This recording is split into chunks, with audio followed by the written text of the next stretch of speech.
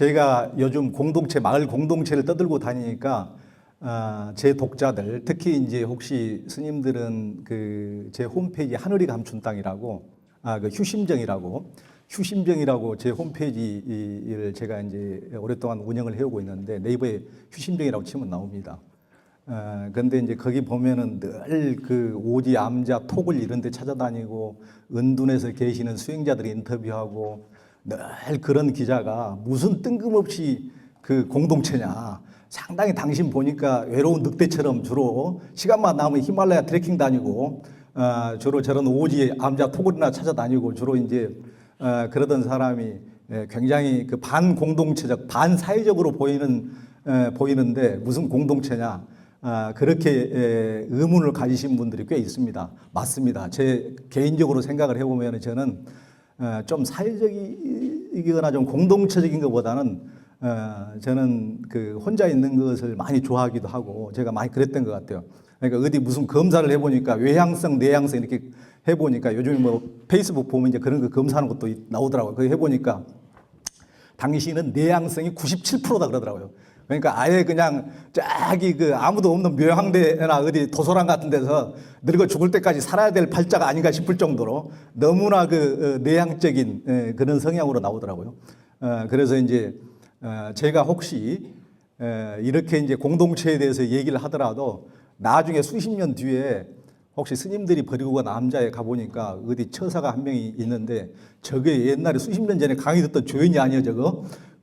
그러면서 당신이 그 마을 공동체 사람들하고 같이 어울려서 살아가면서 어찌 당신은 이렇게 혼자 수행하고 있디야? 이렇게 저를 또 타박하지 마시고 이건 이제 인문학적으로 제가 많이 그 돌아보고 전 세계적으로 돌아보고 한 요즘 세계적인 트렌드와 요즘 사람들의 심성과 또 우리가 나아갈 길과 이런 것에 대해서 얘기를 하는 것이니까 꼭 제 개인적인 무슨 제 개인에 해당되는 것만 아니다. 이걸 미리서 알아주시기 바랍니다.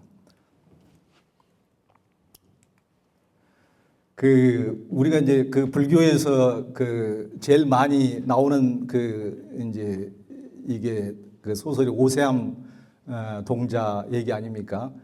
그런데 그거 읽으면서 참 저도 어렸을 때 참 눈물을 흘리고 그랬는데 그러니까 오세암 동자가 이제 겨울이 오기 전에 이제 스님께서 산 밑에 금방 하루만 다녀오겠다고 내려가셨는데 눈이 너무나 많이 와버려 가지고 쌓여 가지고 이제 다음 해까지 올라오지도 못하고 이게 5살 먹은 어린 동자 하나 남겨져 있어 가지고 이제 다음 해 눈이 녹은 뒤에 돌아와 보니까 이제 그 겨우 이제 숨이 붙어서 숨을 쉬고 있더라. 어떻게 살아났냐, 어떻게 그동안 살았니 하니까 저기 계신 이제 관세음보살님 가리키면서 저기 계신 어머니가 이제 젖도 주고 먹을 것도 주고 이렇게 나를 돌봐줬노라고 이제 그런 우리 소설이 있는데 근데 우리가 만약에 이제 그걸 보면서도 어떻게 보면 이제 그게 감정이입이 돼가지고 내가 만약에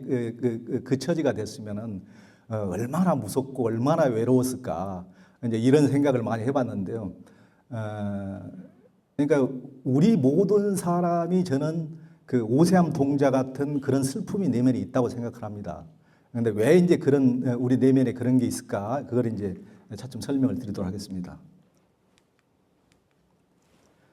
그 제가 이제 저도 그 여기는 이제 라다크의 그 싱구라라는 곳인데 제일 높은 고갯길인데 이렇게 올라가고 여기 안나푸르나인데 저는 이제 시간만 나면은 이제 히말라야 트레킹을 혼자 많이 다닙니다. 그 전문 산악인들은 돈이 많으셔가지고 포터들을 많이 쓰시는데 저는 저렇게 저런 산에 다닐 때 혼자 다닙니다. 혼자 포터도 없이 혼자 다니고 이렇게 다니다 보면 이제 그 다닐 때는 물론 저도 이제 직장 생활을 워낙 많이 하고 하다 보니까 인간들 정말 지겹다. 정말 아무도 없는 곳에서 이제 좀 지내보자 하고 이제 가지만은 이제 산에 가면 이제 일기 변화도 뭐 아주 막 기상천외하고 막 폭풍우 칠 때도 있고 아무리 가도 민가도 나오지도 않을 때도 있고 그러다 보면은 내가 미쳤다고 이 짓을 하나 이제 이런 생각도 들고 그러면서 이제 제가 이제 좋아하는 시인이 그 나이득 시인의 이 시인데 이제 길을 걸어보지 않는 사람은 모르리라. 터덜거리며 걸어간 길 끝에 멀리서 밝혀져 오는 불빛의 따뜻함을 누구나 맞잡을 손이 있다는 것이 산속에서 밤을 맞아본 사람은 알리라. 그 산에 갇힌 작은 지붕들이 거대한 산줄기보다 얼마나 큰 힘으로 어깨를 감싸주는지. 이렇게 혼자 이렇게 며칠이고 이렇게 걷다 보면은 그런 생각이 제일 많이 들더라고요. 야, 옆에 강아지 새끼라도 한 마리 있으면 좋겠다. 이런 생각이 들 정도로 이제 그런 생각이 많이 드는데, 이제 한국을 떠날 때 생각하고 그게 생각이 변화되는 게 한 3, 4일이 안 걸리더라고요. 3, 4일만 이렇게 아무도 없는 길을 혼자 걷다 보면은 이렇게 가슴속이 싸르르 합니다. 그리고 멀리서 어떤 사람 자취만 하나 보여도 반갑고 늘 그러더라고요. 그러니까 이런 경험들은 이제 저보다는 워낙 스님들이 이제 많이 해보셨기 때문에, 그래서 이제 스님들이야 평생에 또 이제 그렇게 사시는 분들도 많이 계시고, 근데 제가 이제 제 책에다가 이 책에다가 부제를 그 혼자는 외롭고 함께는 괴로운 사람들을 위한 마을 공동체 탐사기라고 썼더니, 혼자는 외롭고 함께는 괴로운이라고 쓰니까 사람들이 전부 다 어쩌면 내 마음을 그렇게 표현했냐고 다 그러더라고요. 그러니까 어찌 그분 마음뿐이겠어요. 제 마음도 다 그런데. 근데 요즘 사람들은 제가 보기에는 스님들은 이제 조금 다르긴 한데 혼자도 어느 정도 견딜 수 있는 힘이 있고 이제 그런데 보통 사람들은 혼자서 전혀 그 견딜 수 있는 힘이 없고, 또 함께 있는 곳에 가면은 또 한낮을 못 견디고 정말 또 혼자 어디 히키코모리처럼 어디 숨어들고 싶고. 근데 스님들은 전자는 좀 하실지 몰라도 후자는 스님도 비슷하신 것 같아요. 사람들 또 대중들하고 같이 섞이다 보면 인간 군상들 빨리 피해서 어디로 가야지, 숨어야지. 이제 스님들도 이제 어떻게 보면은 후자는 비슷한 수도 있는데, 저는 그 요즘 현대인들의 딜레마가 그건 것 같아요. 혼자도 못 견디고 같이도 즐기는 힘도 없고, 그래서 이쪽 가도 불행하고 저쪽 가도 불행하고 고통스러워. 그래서 이제 저는 둘 다를 할 수 있어야 된다고 보는데요. 그래서 어떻게 보면 저 같은 사람도 저렇게 혼자 걷는 것은 혼자 견딜 수 있는 힘이 사람한테 필요하기 때문에 저도 이제 혼자 걸어보는 겁니다.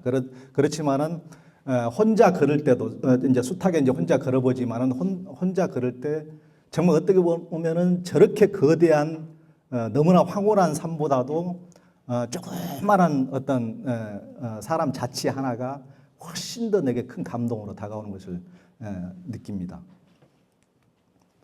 그 현대무용의 거장 피나바우슈가 이제 창작의 힘이 어디서 나오느냐고 물어보니까 그리움이라고 이제 답변을 했다고 그럽니다.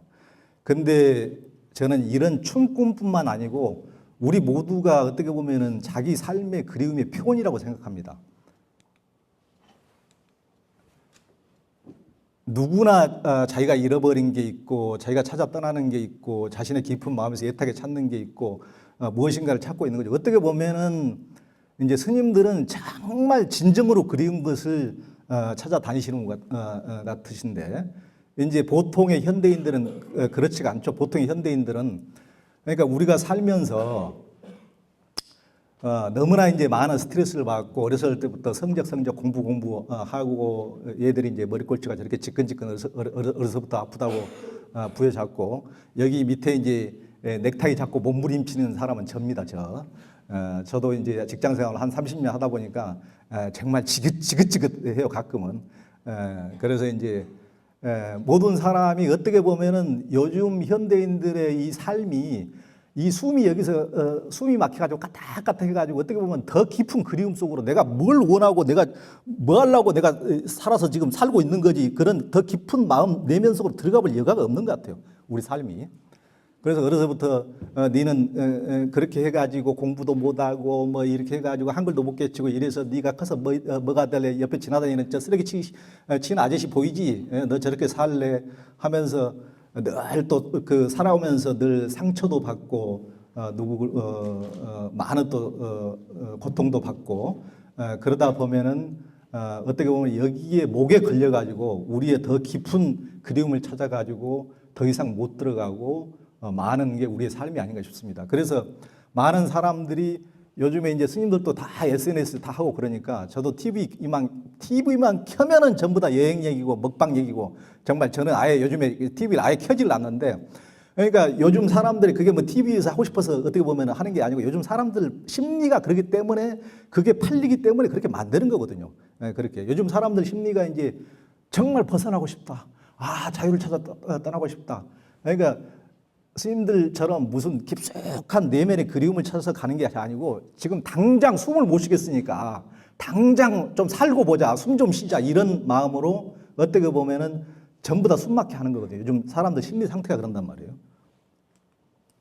근데 어떻게 보면 제가 보기에는 사람을 우리가 이제 살아온 삶이 저도 그 뭐 한 이제 제가 63년생이니까 뭐 50 몇 년 살았지만은 그 삶만 가지고 저는 이제 이렇게 규정을 하기는 어려울 것 같아요.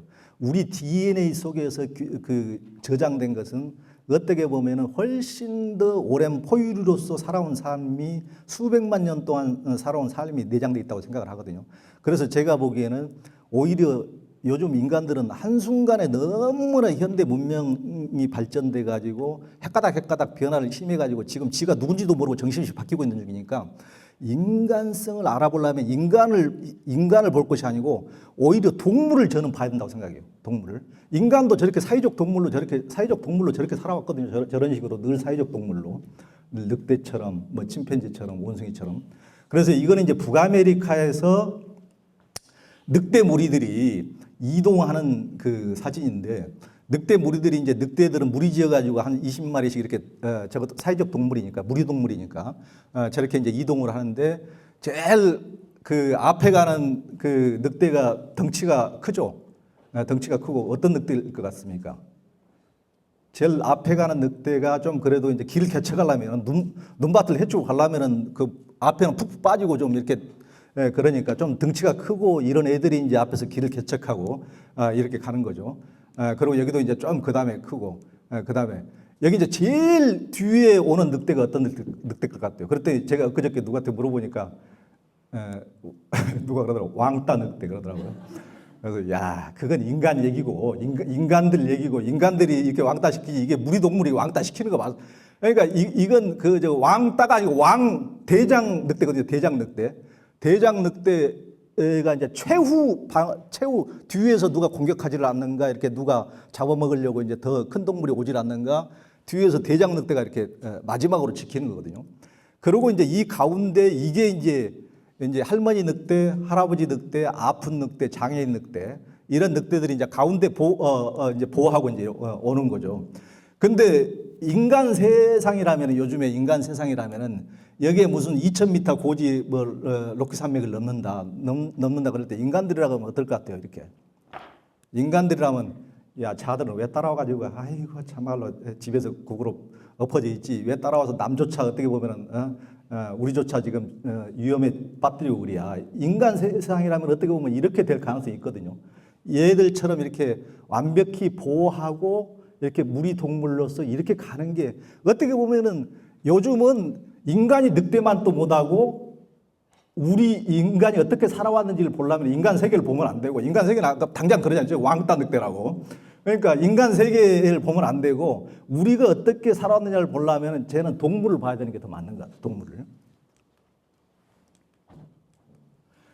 이제 이렇게 산 게 이제 포유류로서 수백만 년 동안 살아온 게 우리의 삶이거든요, 실은. 그러니까 이제 우리도 어렸을 때 어머니로부터 내 새끼 늘 이런 얘기를 듣고 가왔듯이 새끼들 건사하고 돌보는데 삶의 에너지의 90% 이상을 쏟는 게 포유 동물들의 그 일이거든요. 그냥 모든 일을 그냥 우리 식구, 우리 가족, 우리 주변 공동체 이렇게 돌보고 건사하고 이런데 온 신경을 쓴단 말이죠. 지금하고 딴판으로 이렇게 다 돌보는 게 우리들의 수백만 년 동안 살아온 삶입니다.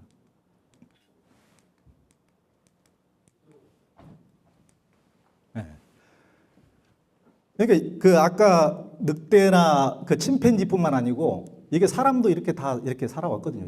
이런 식으로 살아왔고 인연들 동안 우리도 예전에 어렸을 때만 해도 스님들 여기 이제 스님들 그 출가 40년도 더 되신 스님들도 지금 신청하시고 그러셨다니까 예전에 다 이제 뭐 저기 시골에 보면 이렇게 다 컸잖아요. 우리도 여기가 이제 6.25 때 사진인데 미군들 나오고 6.25 때도 전부 다 뭐 우리가 그때 못 살기는 했지만은 잘 살고 못 살고를 떠나가지고 새끼는 캥거루처럼 이렇게 딱 등에다 차고 다니고 이런 식으로 온 에너지 이런 식으로 다른 동물들하고 큰 차이가 없이 이렇게 우리도 살아왔거든요. 이런 모습으로. 근데 이제 인간이라는 것은 어떻게 보면은 지금 와가지고 최근 들어와서 인간이 갑자기 이렇게 뭐 힘께나 주고 사는 거지 인간은 진짜 무력한 존재거든요. 인간이라는 것은 뭐 힘이 있는 것도 아니고 조금 이제 머리가 좀 있다 뿐이지 힘이 있는 것도 아니고 우리 어렸을 때만 해도 뭐 저기 이제 말 안 듣고 그러면 어머니가 맨날 하시는 말씀이 뭐냐고 호랑이 온다. 호랑이. 그러니까 호랑이한테 물려가는 것이 제일 무서운 거예요. 인간이라는 것이. 그러니까 센 짐승한테 센 짐승의 밥이 되는 게 제일 무서운 게 인간이라는 그러니까 나약한 존재란 말이야 인간이라는 게. 그러니까 인간이라는 게 이렇게 완전히 무법천지의 독재자 지 마음대로 세상을 정복하고 휘두르던 이런 모습은 수백만 년 동안 살아온 역사 중에서 잠깐에 불과했고 보통은 굉장히 무력한 늘 사냥당할까 봐 두려워하는 그렇게 무력하게 살아온 존재거든요.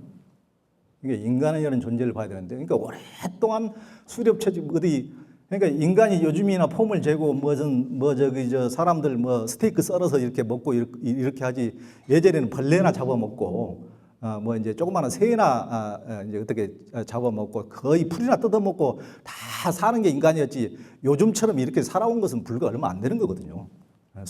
수백만 년 역사를 놓고 봤을 때는.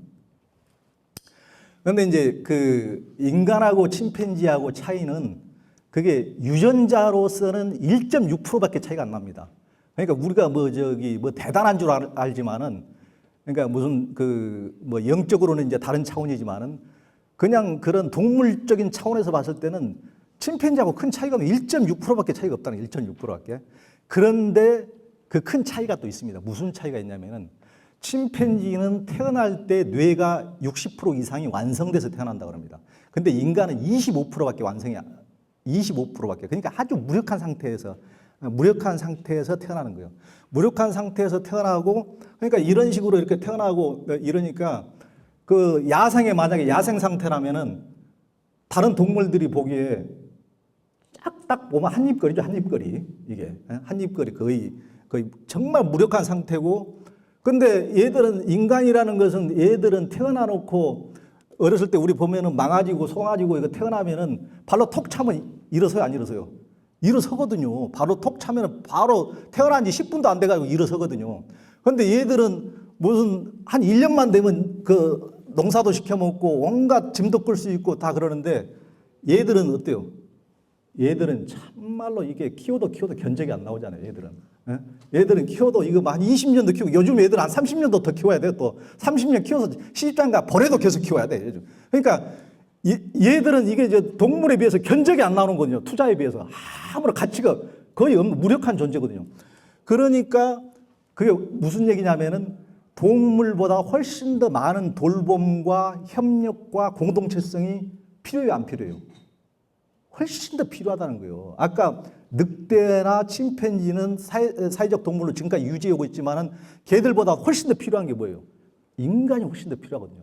걔들은 무슨 한 1년만 되면 지들이 막 사냥하고 난리요, 지들이. 다 그렇잖아요. 근데 인간이라는 것은 얘들이 무슨 키워도 얘들이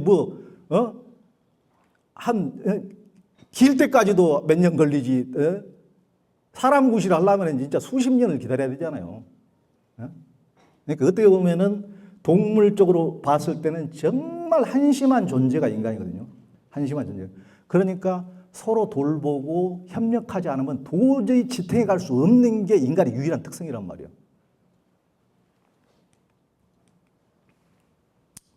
그러니까 어려서부터 얘 하나 이렇게 돌보고 하는데 얼마나 많은 힘이 들어요. 또 여기 돌보는데도 다 또 그 여자분들만 있네. 보니까 그러니까 요즘 여자들이 얘를 날라 그러겠어요. 전부 다 이렇게 얘 하나 키우는데 이렇게 견적이 안 나올 정도로 투자가 필요한데 온 삶의 에너지를 투자할 정도로 50년 동안 우리 인간사회가 이제 어떤 변화를 거쳤는지를 봐야 요즘의 우리의 심리 상태를 좀 이해할 수 있게 됩니다. 그러니까 지난 50년 동안 이제 우리는 대부분 저도 원래는 촌놈 출신이고 시골 출신인데 대부분 뭐 그때 전에는 우리가 대부분의 농경사였기 때문에 대부분의 시골 분들이었죠. 시골 사회가 당연한 거고. 근데 이제 지금은 전 세계에서 우리 도시화율이 제일 높고 지금 90% 이상이거든요. 그러니까 50년 동안에 도시로 다 이삿짐 보따리 싸고 이사하고 그러면서 한순간에 이렇게 변화됐거든요. 50년 만에 우리가. 그러면은 지금 보면은 이제 그 1985년이면은 뭐 별로 오래도 안 됐는데 저도 대학교 다닐 때였는데 보세요. 그때만 해도 6인 이상 가족이 5집 중에 하나는 6인 이상 가족이에요. 요즘에 한 집에서 6명 이상 사면은 얘들이 뭐라 그래요? 그 돼지 새끼지 사람 새끼 이렇게 하겠죠. 그게 이제 요즘에 무슨 형 그 가구가 제일 많은 줄 아세요? 1인, 2인, 3인, 4인 중에서? 그러니까 스님들이 예전에는 상당히 뭔가 비교 우위가 있었는데 요즘 비교 우위가 없어요. 다 기나 고동이나 다 요즘 1인이거든요. 요즘은 1인 가구가 압도적으로 1입니다. 예전에는 그러니까 6인이 거의 5가구 중에 하나.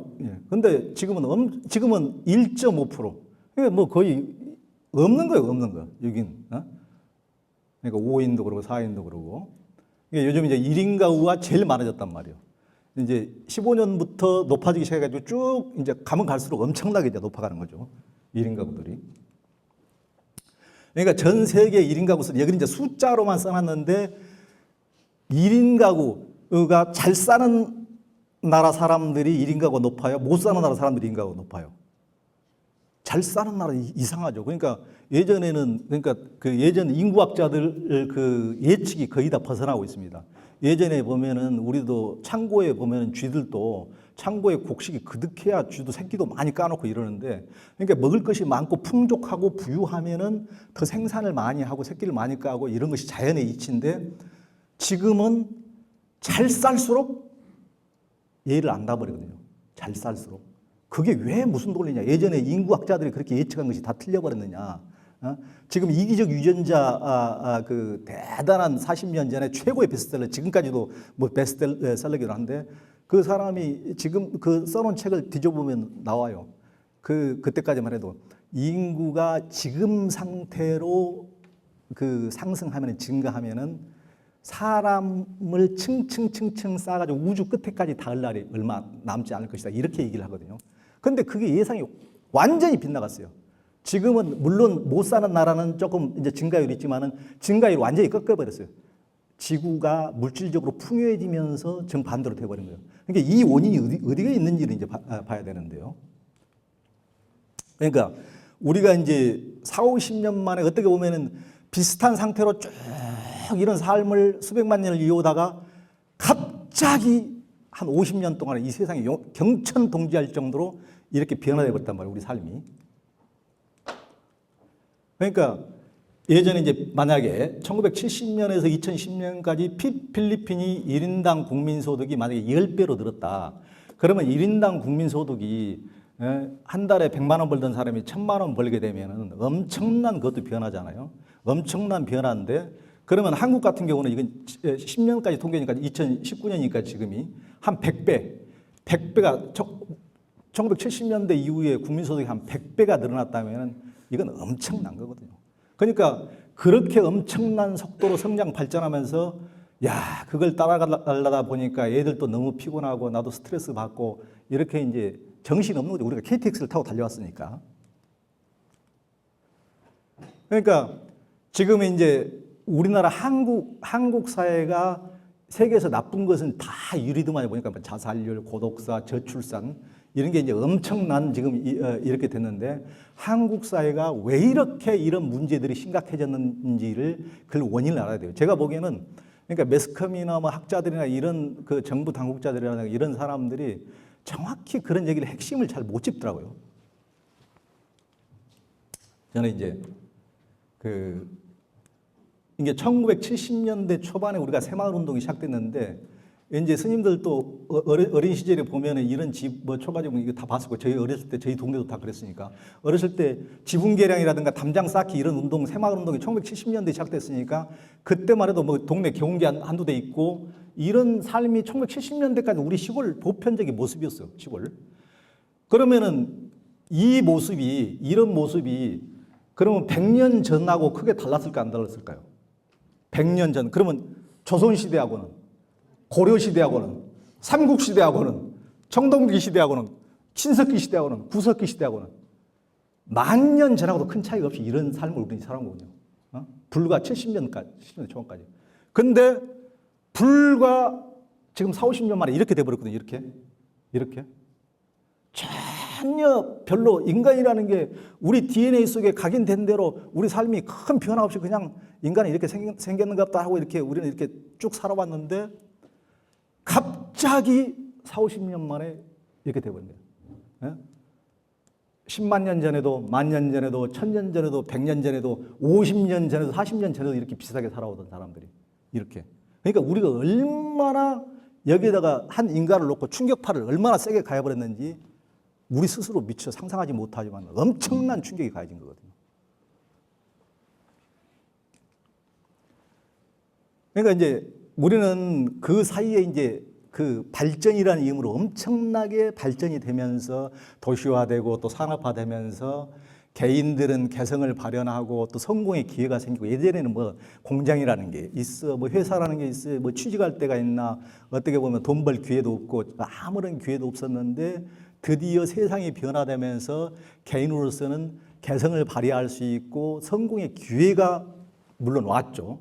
이제 개인이 어떻게 보면 탄생하기 예전에는 공동체성으로 그냥 개인이 뭐 저기 불거져 봐야 가끔 하나 어디 장원급제 한 그래서 소설에 등장하는 이몽 뭐 이렇게 등장할 정도로 그러니까 소설에 등장할 정도라는 것은 없는 일상 우리 주변에서는 없는 일이기 때문에 등장하는 거죠. 그러니까 옛날에는 그냥 그 밥에 그 나물로 살다가 다 죽어가는 게 보편적인 사람들의 삶이었는데 지금은 전부 다 이제 기회가 생기면서 개나 고동이나 한몫 잡자고 전부 다 이제 일어서는 삶을 40, 50년 전부터 시작했다는 겁니다. 그리고 이제 그러다 보면은 예전하고 달리 훨씬 더 즐길 거리도 많고 개성도 발현하지만 즐길 거리도 많고 유의, 놀이, 놀 것, 또 막 쇼핑 온갖 할 게 너무 많잖아요. 그러니까 인간 삶이 어떤 식으로 개인이 어떤 식으로 4, 50년 동안 급격히 변화된 지금 얘들이 하고 있는 것을 지금 100년 전에 50년 전에 했어야 50년 전에도 전혀 없는 일이잖아요. 100년 전에도 1,000년 전에도 10,000년 전에도 10만 년 전에도 없는 일이잖아요. 전혀 없는 일을 지금 최근 3, 40년 만에 이런 식으로 이게 보편적인 우리 삶이 되어버렸단 말이에요. 갑자기. 그런데 이제 우리가 이제 그 1인 가구가 이제 엄청나게 저렇게 이제 즐길 것도 많고 개인의 성공 그런 쪽에만 전부 다 우리가 목매달고 그런 쪽으로 이제 사람들이 개인의 성취를 위해서 개성의 발현을 위해서 그런 식으로 이제 시대의 흐름이 달려가게 됐는데 자본들도 실은 그걸 부추기는 거예요. 왜 자본들이 부추기는지 아세요? 예를 들면은 아까 말씀드렸던 6인 가구라든가 4인 가구가 한꺼번에 이렇게 살면은 집도 한 채면 되고 냉장고도 하나면 되고 TV도 하나면 되고 청소기도 하나면 되고 공기청정기도 하나면 되고 다 하나면 되는데 4명, 5, 6명이 살다가 각기 따로 살면 어떻게 해요? 다 하나씩이 필요하거든요. 전부 다 하나씩이. 그러면 기업 입장에서는 뭘 원해요? 당연히 찢어지는 것을 원하거든요. 제발 좀 찢어져라. 붙어있지 말고. 니들 붙어있으면 장사한대. 전부 다 기업은 흩어지는 것을 원하는 거예요. 뭉치면 산다가 아니고 기업 입장에서는 흩어지면 산다거든요. 전부 다 흩어지게. 그게 이제 기업의 논리거든요.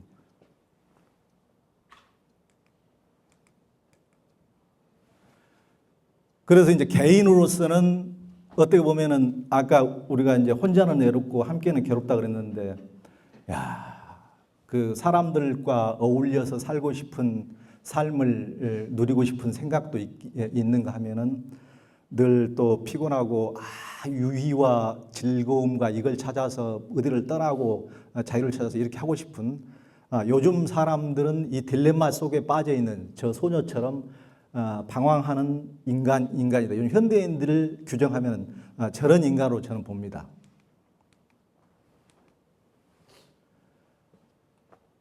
그런데 우리가 이제 그 종교도 보면은 인간이라는 게 요즘 보면은 저도 뭐 애들 키우고 그러지만은 애들이 유혹에 너무 약하고 어떻게 보면 저 자신도 모든 인간이 유혹에 강하다고 볼 수, 더군다나 요즘은 욕망을 정당화시키는 세상이기 때문에 욕망을 전부 다 정당화시켜주고 어떤 짓을 해도 성공하면 다 봐주는 욕망을 정당화시키는 시스템 자체가 자본주의이기 때문에 그러니까 훨씬 더 유혹에 취약해졌단 말이에요. 그러니까 예전에도 물론 당연히 유혹에 취약하기 때문에 지금보다 더 유혹이 덜했음에도 불구하고 예전에 부처님께서 늘 승가 공동체를 항상 한 이유가 있는 거죠. 그리고 늘 예전에 갈 때 야 혼자 어디 다니지 마라 스님들도 그러지만은 기독교도 선교지에 보낼 때는 반드시 혼자 보내는 법이 없습니다. 처음부터 반드시 둘이 같이 가라고 이렇게 하거든요. 그러니까 사람이 혼자 있으면 너무 유혹에 취약하기 때문에 이제 그것에 넘어져서 너는 이제 재구실을 할 수 없다. 이렇게 해서 늘 예전에 이제 성인들의 방식이 늘 유혹에 걸려넘지 않도록 인간을 늘 둘이 함께하도록 이렇게 한 거죠. 그리고 이제 예전은 뭐 부처님도 있고 온갖 성인들도 있고 또 종교와 교육을 통해서 가치관을 통해서 우리들의 중심을 잡아주고 우리들 이렇게 늘 이런 식으로 이제 삶의 어떤 표대가 되어줬는데 제가 보기에는 지금은 모든 종교, 모든 선생, 모든 교육보다도 가장 강한 게 있잖아요. 강하신 한 분, 돈. 그건 요즘 모든 것을 초월해버려. 이보다 더 강한 것은 없거든요. 그러니까 모든 게 지금 이제 예전에 유지해왔던 것을 너무나 강고한 힘으로 지금 때려 부수고 있는 것이 자본주의거든요. 자본주의는 돈을 가장 이제 정당화하고 어떤 욕망의 실현을 예전에는 그렇게 개같이 돈 벌면 손가락질하고 했는데 요즘은 전부 다 돈을 많이 버는 사람을 다 존경을 하니까요.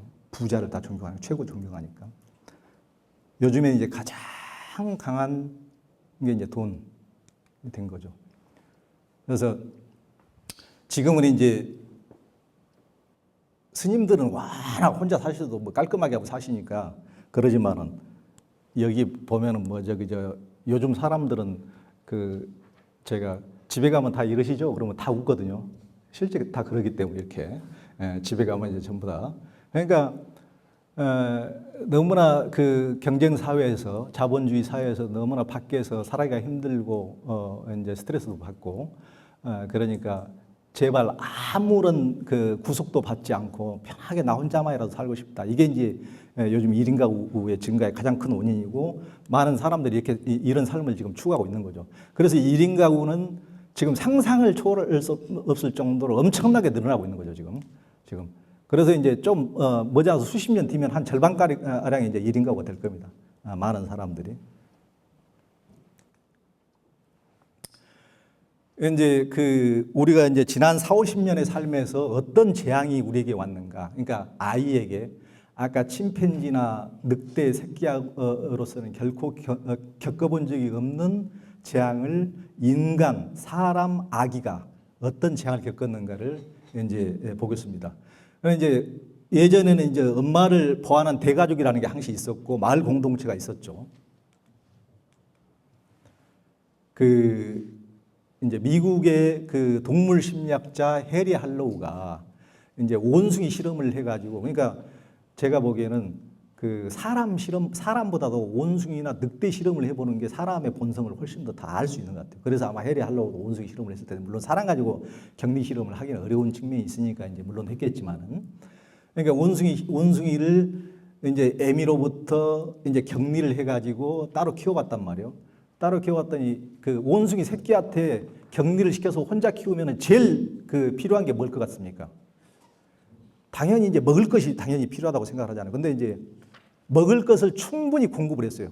먹을 것을 충분히 공급을 했는데도 얘가 조금 이제 육체적으로 발육이 된 이후에 다시 무리에 이제 집어 넣어줬는데 전혀 얘가 이제 재구실을 못 하는 거예요. 사람을 사귈 줄도 모르고 뭐 이러는 거예요.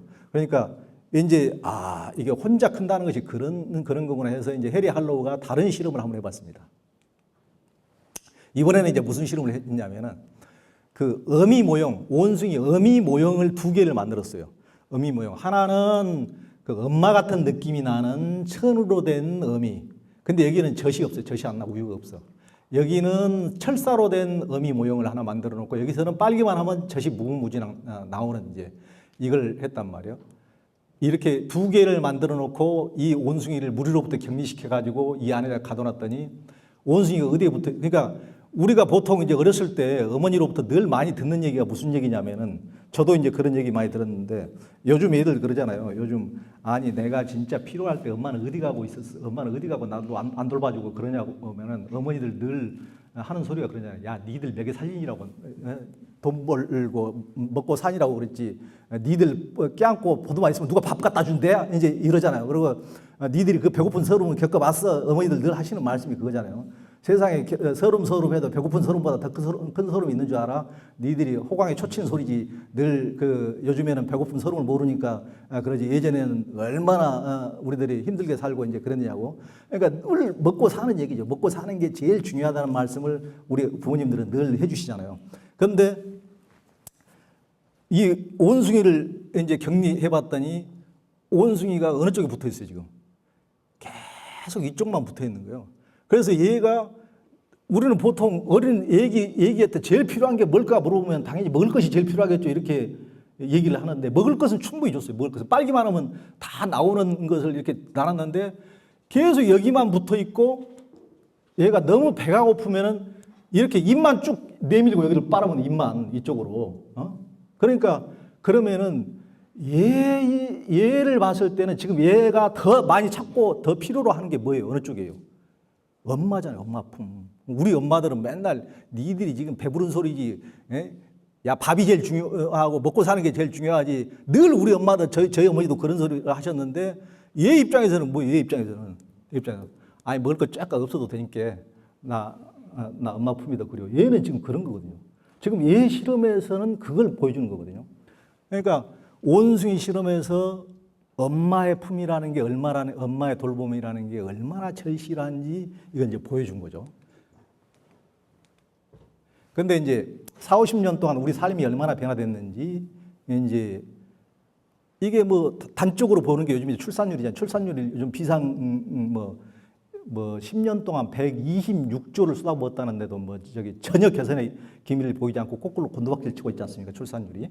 그러니까 여기에 뭐 사진이 없어가지고 정주영 씨네 집 사진 갖다 놨는데 정주영 씨네만 뭐 대가족인 거 아니고 저도 7남매 저도 7남매 중에 하나니까 뭐 예전에는 뭐 7, 8명 보편적이잖아요. 시골 집에. 그러니까 1960년대에 가임 여성 1인당 출산율이 6.1명이었거든요. 6.1명이었는데 지금 몇 명이에요? 지금은 한 명도 안 되거든요. 한 명도. 그러니까 요즘에 뭐 출산율 하면은 요즘에 인구 이런 문제 나오면서 뭐 정부에서도 그러고 그 학자들도 그렇고 무슨 매스컴의 기자들도 그러는데 늘 한다는 얘기가 이제 복지가 안 돼 있고 애들 취업이 잘 안 되고 집값이 높고 양성 평등이 잘 안 돼 있고 그래서 애들 안 난다. 근데 저는 당연히 복지는 되면 될수록 당연히 좋고 우리가 그렇게 돼야 된다고 저는 믿는데 그렇게만 진단을 하니까 이 항상 문제가 해결이 안 되는 거예요. 그러면 6.1명 낳았을 때 1960년에 우리나라 복지가 있었습니까? 복지가 있었고 뭐 취업률이라는 게 취직할 때가 있어요. 취업률이 있지. 남녀 평등 있었습니까? 그리고 요즘에 제일 출산율이 높은 아프리카 그 복지와 남녀 평등 뭐 취업률 좋습니까? 그러니까 그런 외적인 요인 외에 내적인 심리적인 요인도 봐야 되거든요. 우리가 40-50년 동안에 급변하는 사태, 어머니가 사라지고 마을 공동체가 사라지고 대가족이 사라지는 이 상태 속에서 얘가 우리 심리적으로 얼마나 큰 충격을 받았는지, 우리가 얼마나 심리적으로 무력해진 인간이 됐는지, 그걸 내적인 외적인 요인을 함께 봐야 되는데 너무 한쪽에만 얘기하니까 앞뒤가 안 맞아요. 앞뒤가 당장 안 맞잖아요. 제 드린 말씀이 맞잖아요. 1960년에 무슨 복지가 있었어요. 그것만으로만 따져서는 안 된다는 거예요. 물론 복지는 당연히 돼야 되죠. 남녀 평등도 당연히 돼야 되고. 그러니까 인구는 이제 아까도 잠시 말씀드렸지만은 잘 살수록 줄어든단 말이에요. 잘 살수록. 그러니까 이제 뭐 그 잘 사는 나라, 유럽이나 이런 나라들은 엄청나게 이렇게 가면 갈수록 인구가 이렇게 줄어들고, 이제 아시아도 엄청나게 빠지고, 유일하게 이제 뭐 아프리카나 라틴 아메리카도 엄청나게 이제 빠지는 거죠. 이런 식으로. 그러니까 인구 증가의 현상이 선진국에서는 엄청나게 이렇게 이런 식으로 빠지고 후진국은 이렇게 늘어난단 말이에요. 그게 이제 선진국이란 말과 후진국이란 말은 무슨 말이에요? 선진국은 자본주의 산업화 물질이 엄청나게 발전해 있고 후진국은 그게 이제 덜 발전해 있는데 그 대신 이를테면 핵가족화가 덜 돼 있고 공동체 대가족이 살아 있고 공동체성이 살아 있는 쪽 어느 쪽이에요? 그건 반대잖아요. 그런 측면에서 제대로 봐야 된다는 거예요. 그런 측면에서. 그러니까 우리가 이제 어렸을 때 뭐 지금이야 이런 모습을 우리가 찾아볼 수도 없지만은 이게 뭐 한순간에 눈 떠보니까 한순간에 우리 세상에 이렇게 이런 것이 볼 수 없게 돼버렸지만은 어디 전설 따라 삼천리가 돼버렸지만은 이런 모습들이 우리 어렸을 때만 해도 다 이런 거 이게 이제 우리의 삶의 모습이에요.